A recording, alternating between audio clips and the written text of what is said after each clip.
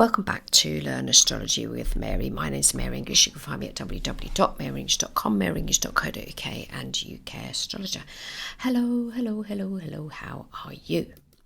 Now this week I'd like to talk about the sun in the 9th house. I covered houses in episode 17, so that's houses 7 to 12. And I've covered my family tree in episode 95, and I've mentioned more than once, I'm sure, about my mother who was born with sun in the 9th. Now the 9th is I think it's an interesting house to have the sun in. You might not agree, but I think it is. I've come across and worked with a number of very, very interesting people that have sun in the 9th. And I don't want to discriminate about the other 11 houses, but I find it an interesting house to have the sun in. Forget about all the other planets, but just talk about the sun now. So Ray Orion talks about the sun in the 9th house. You're a lifelong seeker who looks to find meaning and to expand your awareness through education, religion, philosophy and travel. And she gives some examples. Uma Thurman, who's got sun in Taurus, Jacqueline Kennedy Onassis, who's got sun in Leo, Carrie Fisher, who's got sun in Libra, Carlos Castaneda, who's got sun in Capricorn. We have got 3 chart examples here today that we're going to go through, and they've got completely different lives, but they haven't. And that's the strange thing about astrology. You can have what seemingly seems to be 3 random different people, but when you've learned astrology so much and you understand what a house is all about and a planet in a house, I don't know about you, but I've done astrology for so long, and I'll be making sort of connections. That's why that person's done something, is because they've got their sun in that house. Yeah. Now, good old Anthony Louis says in Louis or Lewis, never know how to pronounce it. He talks about just the 9th house in general. It's long distance travel or interests, foreign countries and people, in-laws, higher education, lecturing, religion, clergy, the church, philosophy, prophecy, forecasting, oral astrology, publishing, broadcasting, advertising, professional classes, insurance adjusters, voyages, legalising ceremonies, the court system, lawyers, the law, weddings, science, systemic organised thought, divination, dreams and visions, legal proceedings, exploration, and the joy of the sun. So when he says the joy of the sun, it means the sun is happy in that house there. Now, of those key words there, the little things is, my mother, who I've mentioned millions of times before, had sun in the 9th house, and she says in her diaries, journals, whatever you want to call it, memoir, that she travelled to Hong Kong at the age of 6. And then she also says in that journal that 5 years later, in 1931, she travelled back to the UK on an ocean liner. Except the maths doesn't work with that. So I'm sorry, I can't give you the transits for my mother at that time. She had Mercury in Pisces, God bless her, which I have as well. And maths is not a strong subject for people with that combo. She definitely returned to the UK. I think it's called leave or something. My grandfather had some sort of leave, and he had to, is that the right word? He had to come back to the UK in 1931. She talks about the boat that she went on. She's got the names of the boats and all of that is correct, but to say that she was 6 years old and then 5 years later in 1931, well, she was born in 1921, so that would make it 1927, and yeah, it doesn't add up. So consequently, I'm not using her chart as an example today, because yeah, the maths doesn't work. Anyway, the thing about the sun in the 9th, it's the long distance travel. Tick, she did that. She travelled to and from Hong Kong. She married my dad, and they went and travelled all the way to it was called Ceylon then, and it's now called Sri Lanka. And she didn't have a problem with going to other countries. She was very, very interested in other cultures and other countries. And she converted, because the ninth house is also where we're going to educate religion. She converted to become a Catholic when I think she was in Hong Kong, whilst my grandfather was an atheist. So he wasn't an agnostic, he was an atheist. He didn't believe in anything, and nobody was christened or confirmed or anything like that. And then she converted to be a flipping Catholic, and we were all brought up as flipping Catholics. And she married my dad, who was a flipping Catholic. Anyway, what prompted today's podcast is I did a reading this week for somebody who was really, really interesting, and then listening to their story and then talking with them about their chart. It's like, oh yes,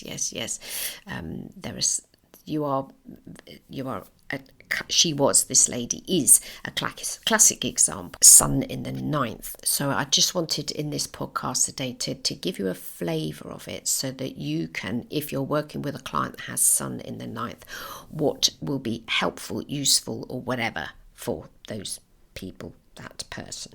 Now, just quoting from Diane L. Kramer with her medical astrology, managing your health and wellness, but that's medical astrology.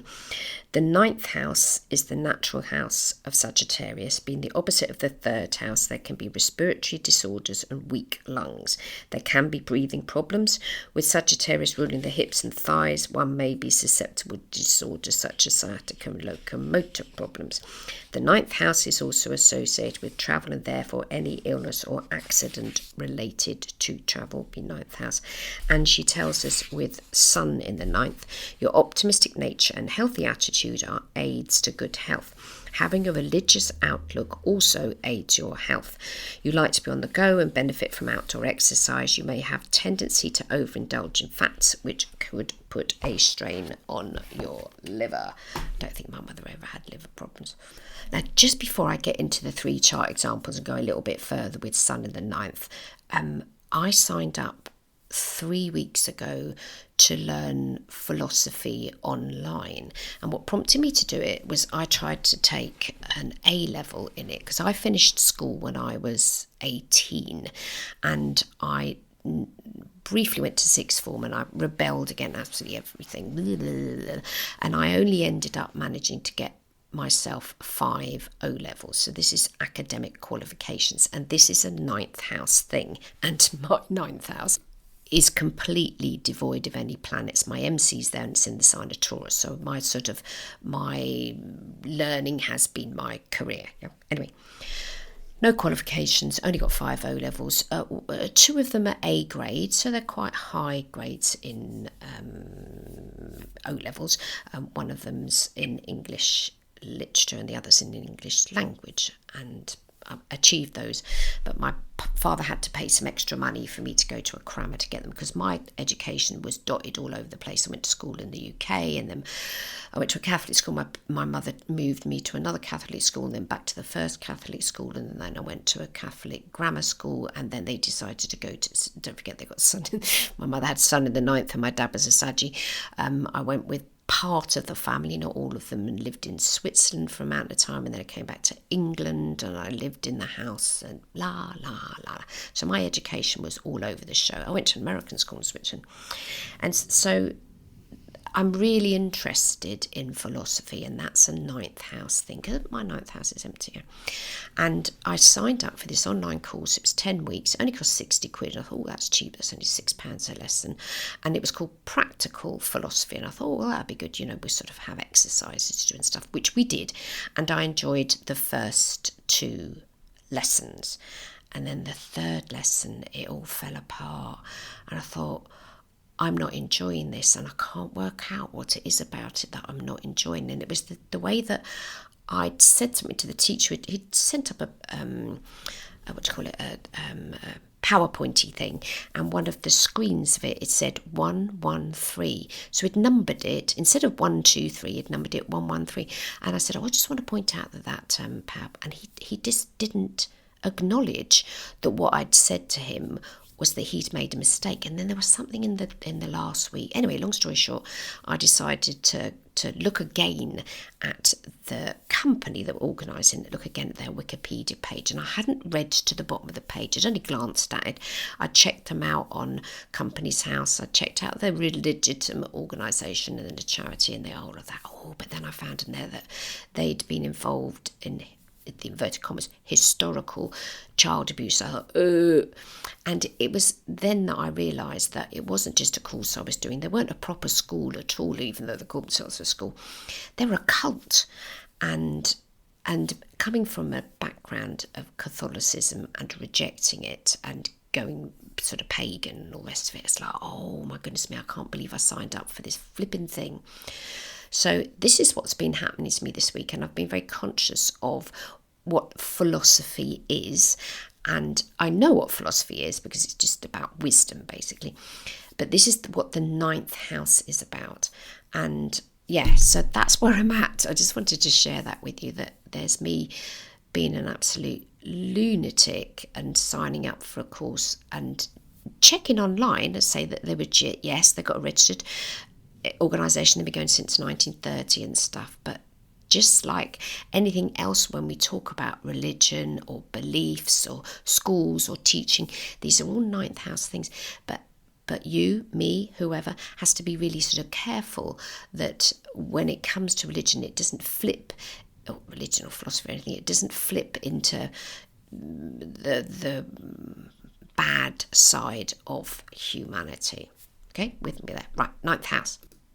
And anyway, just to let you know that if you were to ever study astrology with me, I am acutely aware that astrology is on a borderline between religion and science. It's neither of those things. It doesn't come under the banner of science, and it doesn't come under the banner of religion. And 9th house is the house that I think Anthony Lewis was saying rules astrology. Hold it. Orrery astrology it rules. So we have 3 people here today who I'm going to introduce to you, and they all have sun in the 9th, and I would say they were classic examples of people with sun in the 9th. Now I haven't chosen them randomly, I've chosen them specifically. I've got 2 ladies and 1 gentleman, and we're going to work through their charts. We've got some dates when various things happened to them, so we can look at transits themselves. And I'd like you, when you get a minute, to go to their websites, their their YouTube channels, their blogs. I've got links for all of those, so that you can get an understanding of what it's like to have the sun in the 9th. It doesn't matter what sign of the zodiac it is, but how is that sun, the shiny ball in the sky, what are its priorities? Yeah. Now, in my cheat sheet on my website, which you can get to by going to www.maryinch.com/keywords with a capital K and then .txt lowercase, you can do the make a sentence thing. So you say you're a sun in Cancer and you've got it in the 9th house, then you go, oh, Cancer is about caring, the sun is about the ego or the self, and the 9th house is philosophy, 3rd of education and travel. So you can make yourself a little sentence. I care about myself, and because that's what needs to happen if you're a sun sign Cancer, you have to care for yourself, not just everybody else. And I care about philosophy, further education and travel. Yeah. So you can do that for yourself. But these 3 people that we've got, we're going to start with Miguel Lldefonso, and we're going to work our way through his chart. Now I'll give you a brief bit of blurb from his Wikipedia page, which is written in Spanish, and I've used Google Translate to translate it into English. He was born on the 5th of January in 1970, and he's a Peruvian poet and literary critic. He holds a degree in linguistics and literature from the Catholic University of Peru and a master's degree in creative writing from the University of Texas at El Paso in Texas. He directed the virtual magazine El Machalachala Augusto, I've got the link for that since the beginning of 2000. And there's not a lot of useful dates on there. It tells us years, but there's a nice date on there when it says he founded the Neon Poetic Movement in 1990 with a group of young poets in their 20s.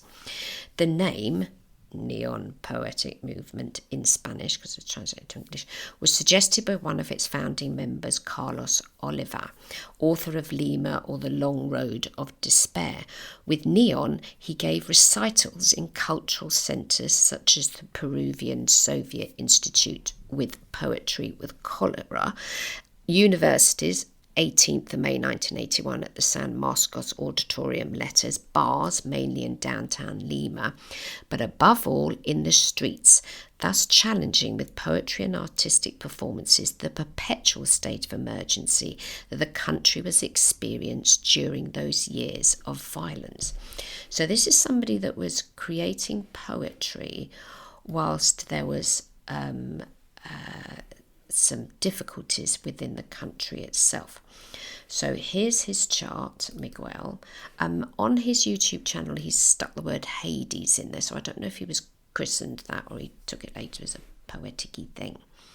So he's got an Aries ascendant, Sun in Taurus, 2 degrees Taurus in the first house, and the ascendant is 22 degrees into Aries. His sun sign is 14 degrees Capricorn, and it's in the 9th house, and the sun is conjunct his MC, which is in the 9th house, and his Venus is up there as well. He's got sort of a bowl chart, a slightly expanded bowl, we could say, really. He's got empty houses 2, 3, 4, 5. His Mercury's retrograde in the sign of Capricorn. Person who learns, if you've got Mercury retrograde, you need to repeat. I've got it. Repeat. You can never make me repeat something too much until it finally sinks in. And I've got 2 charts. I've got his natal chart with today's transits for the 25th of May, and I've got the date that was mentioned there when one of the universities that he was doing his poetry in. So this is an exact date, and so let's just get that up. Where have I hidden it? Come back. Miguel, I've lost it. So he's doing this street poetry, but happens one of them's in a university, and the transits for that. So I'll come into that in just a second. It's just I need to get up on screen. So the sun is in the 9th and Venus is there as well. So remembering, of course, that this is a person that is interested in long distance travel, further education, philosophy, and that ream of things that I listed for you.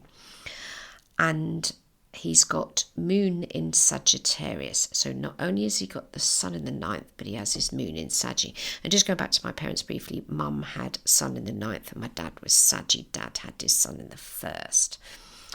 So they were very well suited. They couldn't have been more well suited. Now he's got, as I say, Saturn in Taurus in the 1st and 22 degrees ascendant of Aries. So now that Saturn and Neptune are just slipping into the signs of Aries, eventually he's going to get those 2 planets going over his ascendant. So you wonder whether or not anything will happen with his creativity. Because he's born in 1970, he's got Pluto retrograde in Virgo, Uranus in Libra, there in his 6th house. He's got he's got Jupiter in Scorpio in the 7th, Neptune and the moon in Sagi in the 8th. He's got Mars in Pisces in the 11th. His Chiron is in the 12th, but we don't need to take that into account today. And his north node is in Pisces. So the north node, the transiting north node, has been and done and gone, I think, but it's still in Pisces, but it's not conjunct anymore. And with today's present transits, he's got Venus is just coming up to his ascendant and Chiron is there as well. Now, when he's doing this little thing, and he's 20 now, so he's 20 years old, 21 in fact, because it's May 1991 we've got. What I thought was super interesting is if you were born during the 1990s, you're probably going to have Uranus. Well, you're definitely going to have one. I'm saying probably. You are going to have Uranus and Neptune conjunct in the sign of Capricorn. This lad is a sun sign Capricorn, and his inverted commas career took off during that transiting conjunction of Uranus and Neptune being in the sign of Capricorn. He's a sun sign Capricorn. On that particular day, the moon's in Cancer, which is in opposition. Mars is there as well, Venus is there as well, but it's more the outer planets that are the important thing. And Pluto, when he was born, is in Virgo. Pluto is now and will be transiting through Scorpio. So at that moment in time, Pluto was 18 degrees Scorpio retrograde, going through his 7th. Eventually, in 2008, Pluto goes into Capricorn, so he would have been under a lengthy Pluto transit, which has now finished for him. Yeah.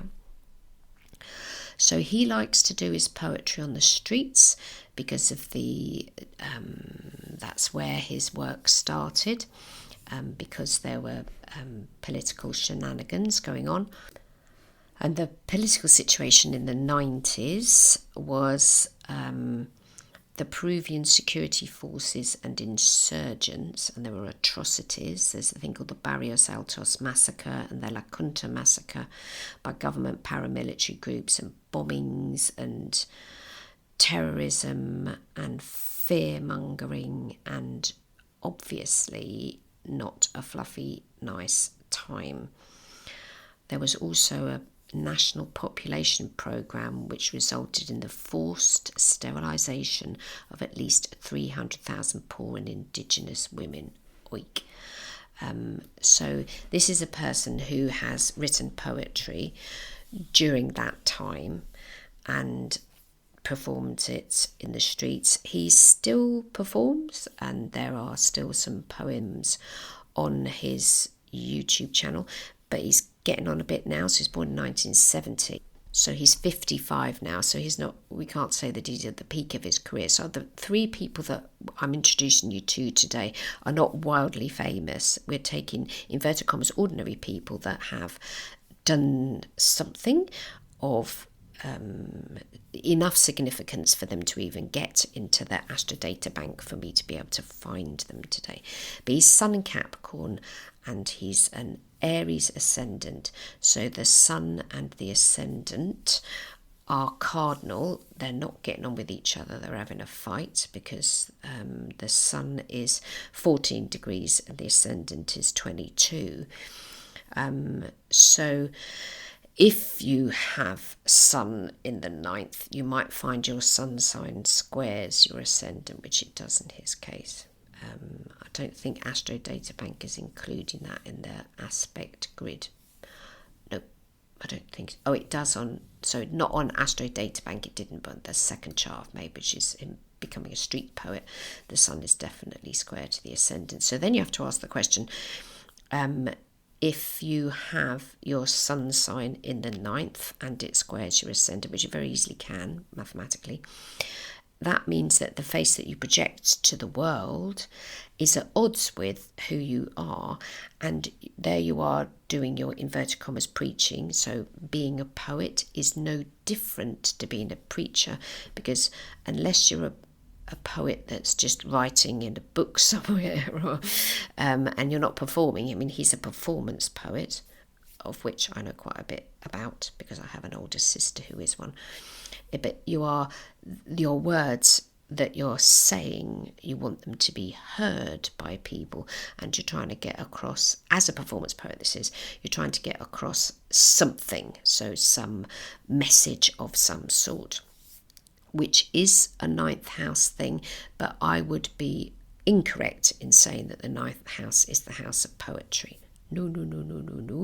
But this man is, inverted commas, preaching on the streets. He doesn't want to do his stuff at home and alone. He wants to be out there getting his message across to the people. Yeah, with me? Super.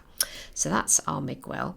Our second example, equally interesting person, and she's called Peggy Bouchet. So let me give you the blurb about her. So a Wikipedia page talks about her professional career. So she's born on the 6th of June 1973. And she got a master's degree in France and England at the University of Plymouth, and then she became an export financial engineer at the, whatever that is, Alcatel in Paris. At the same time, she had a plan to row solo across the Atlantic, a journey never completed before or attempted by a woman, and it began to take root. She then sought sponsorship. And left Alcatel to undertake a crewed Atlantic sailing voyage. She then studied the best choices for the boat, route and team. So in January 1998, she got a sponsor, resigns from her position as logistic manager at the 3M company, which she'd joined 3 months earlier, creates her own company to manage and prepare for adventure.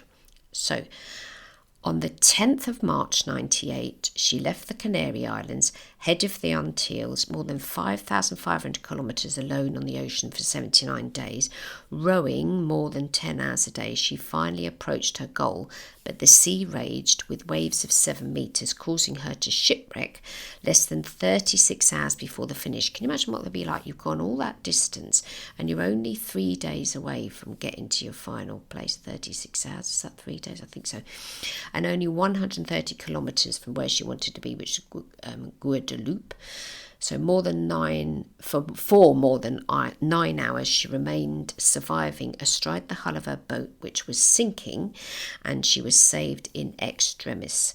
She was nevertheless the first woman to complete part of the journey. And it says on Wikipedia, she didn't want to dwell on this unfinished victory. And 18 months later, on the November the 18th, 1999, she leaves Cape Verde and more than 800,000 strokes with the oars and 4,000 kilometres at arm length. She arrives in Martinique on January the 5th, 2000, officially becoming the first woman to row solo across the Atlantic. Wow. So let's have a look at her natal chart. So she's Sun in the 9th, she's Sun in Gemini, 15 degrees. She's Moon in Leo, so she wants a little bit of an audience there. Moon in the 11th, which is 28 degrees. Her ascendant is 29 degrees Virgo. So once again, I think we're going to end up with the Sun and the ascendant square, are we? I think Astro Data Bank is... No, it's not, because it's out of orb, because the Sun is 15 degrees. I think her Saturn squares it, which is also in that house. So in the 9th house, she's got the Sun 15 degrees, Saturn 22 degrees. She's got the MC up there as well. She's got 2 planets in the 9th. She's got a bit of a splay chart, all the planets all the way around the circle. She's only got 3 empty houses, which is the 12th, the 8th and the 2nd, because the North Node's in Capricorn in the 4th. So in the first house, so she's 29 degrees ascendant Virgo, needing to write a list. She's got Pluto retrograde, 1 degree in Libra in the first, and Uranus retrograde, 19 degrees Libra in the first. Neptune in the 3rd in the sign of Sagi. North Node Capricorn in the 4th. Jupiter retrograde as well in the 5th in the sign of Aquarius. Pisces 20 degrees. What's that, 24? That's the minutes. Is that right? Mars, oh yeah. So it's Mars 20 degrees, Pisces 24 minutes in the 6th. Chiron in the 7th. She's got Venus and Mercury in the 10th. And then, as I said earlier, she's got the Moon in the 11th. She's got quite a scattering of planets. Now, with her being a Virgo ascendant, the ruler to the chart is Mercury, and her natal Mercury is in Cancer, which is what Donald Trump's got. He's a Sun, Gemini, Mercury, Cancer, but different combo, different houses, blah, blah, blah, blah, blah. But her Mercury's moving a lot slower than her Sun sign. Her Sun sign's at air, zoom, and then her Mercury's a water sign. Pay attention when you're doing charts to the sign that Mercury is in, especially with a Virgo ascendant or a Gemini ascendant, or the person is a Gemini. And do that with everybody anyway, because Mercury is how we think and the sun is who we are. And if our Mercury is not in the sign of our sun sign, which plenty of people are born with that configuration, it is definitely more difficult to say what you mean what you say, be able to be clear about things that involve communication. So when your Mercury, your air sign, your Mercury's in water sign, you need to allow your Mercury time to catch up with the sun. So the person that I was working with this week, their sun sign was in one sign and their Mercury was in another, and their sun was in a fire sign. The sun was in a fire sign and Mercury was in a water sign. So I did say to this particular person, just to let you know, you need time for Mercury to understand things. My mother, sun in Aquarius, Mercury in Pisces, needed to have the Mercury catch up. If your Mercury's in an earth sign, which can be, if your sun sign's Gemini, even slower. You absolutely need to allow your mind to catch up with that very fast butterfly-like sun in Gemini.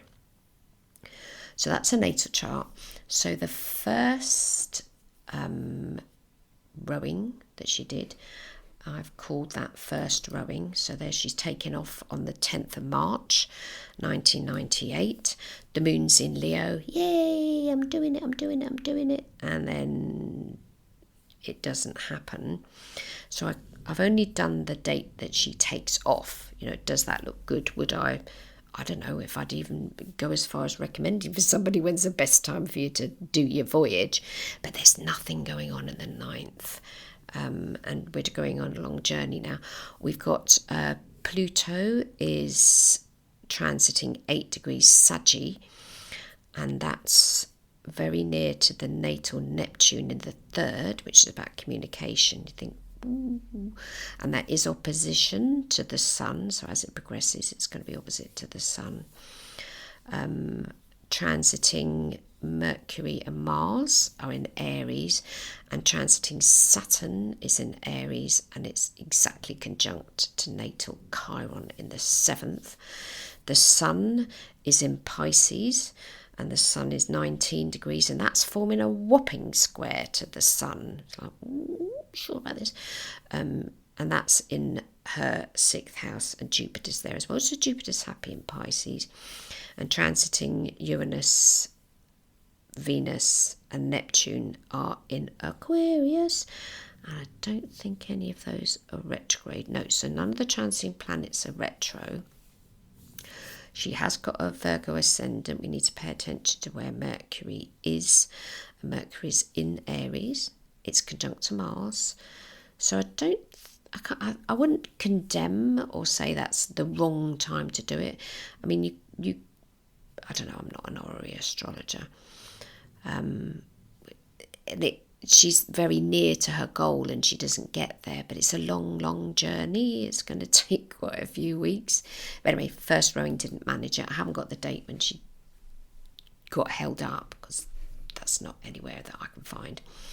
So we got the second rowing, and she starts out, and Saturn is retrograde in the 8th, Jupiter's retrograde in the 7th. The moon is now in Pisces, when before the moon was in Leo the first time she took off. Mercury is retrograding in Scorpio, and the sun's in Scorpio because it's the 18th of November 99. Mars is going through her 4th. Neptune and Uranus are still going through her 5th, because those are outer planets. And Venus is exactly conjunct, because Venus is now 9 degrees Libra, and her natal, is that right? Venus transiting is 9 degrees, and her natal Uranus is 19. Pluto, her natal Pluto is 1 degree, so yeah, Venus is going over through her first house. Nothing in Gemini. Pluto transiting is now 9 degrees, so it's not retrograding, but hasn't moved forwards much. And you look at that, you think, oh, I would say that that's worse than the first one. But we've got the date that she arrives, which is the 5th of January 2000. And now the moon is in Sagi. You think, oh, well, that's good for travel. Venus is in Sagi, and it's exactly conjunct her natal Neptune, which is her natal Neptune is in opposition to her sun sign. So, like, is she realistic about things? This is the 3rd house. Does she know what truth is? Because Neptune can fuzz those things up. Jupiter is coming towards the end of Aries in her 7th. Mars is now back into Pisces, and she's natally got Mars in Pisces. Uranus is conjunct her natal Jupiter in the 5th, and the Sun and Mercury and Capricorn, because this is January, this is cold weather, this is the cold time of year. But she arrives and she does the thing. And long distance travel is a 9th house stuff. So this is why I've chosen her, because that's not a short distance. The Atlantic is a pretty big expanse of water. And according to Wikipedia, it's approximately 106,460,000 square kilometres, which is 41,105,000 square miles. It's the second largest ocean basin. The Atlantic Ocean borders the east coast of the US, while the Pacific, the Earth's largest ocean base, borders the US west coast. So, well done her. She did it. I've put links on the show notes so you can read her website. She's got more info about it. Of course, with her being a Gemini with a Virgo ascendant, she has written 2 books about it. So I looked at that and I thought, oh, yep, that's a Virgo ascendant Sun Gemini thing. I'm going to do this marvellous thing. Moon in Leo is very, very marvellous. And I'm going to write about a book about it as well. So well done her. That's a fantastic achievement. Long distance travel, box ticked. Now, a third example is a lady called Sheri Jones-Moffett.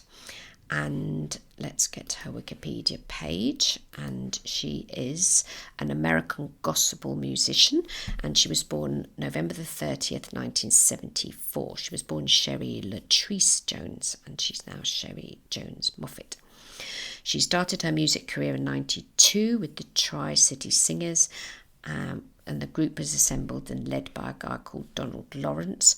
Her solo career started in 2009 with Renewed, that was released by EML Gospel. She got a Grammy Award, etc. She has the most fabulous voice. I have put 2 links to YouTube pages, is that right? And you can hear her song. So I don't think she wrote the song, but she sang the song, Encourage Yourself. It really is. If you want to cheer yourself up, have a listen to that one. It's absolutely wonderful. And she does have an absolutely beautiful voice. So let's get her natal chart. She is Sun in the 9th, and she's Sun in Sagi in the 9th. She's Sun conjunct Neptune in the 9th. So in her 9th house, she's got Mercury, which is in Scorpio. It's probably not too helpful, but Mercury in Scorpio for Sagi really slows the Sagi down. But anyway, in the 9th, she's got Mercury, Sun, Neptune, North Node, Venus. That's all in the 9th. That's very packed. And she's got a Pisces ascendant. She's got Moon in Gemini.